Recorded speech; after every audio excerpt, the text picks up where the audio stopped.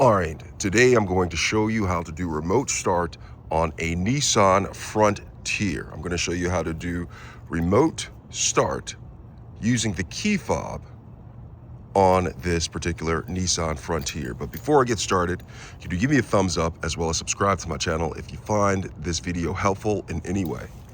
All right, so right here I have my Nissan Frontier. In order to do remote start with the key fob, what I'm going to do is I'm going to press the lock button to lock the vehicle. Then I'm going to press this button, this semicircle, twice.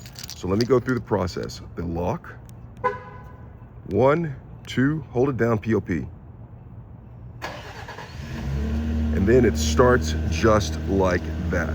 Now, if I want to stop the engine, I'll just press this again and it stops the engine. All right, so one more time.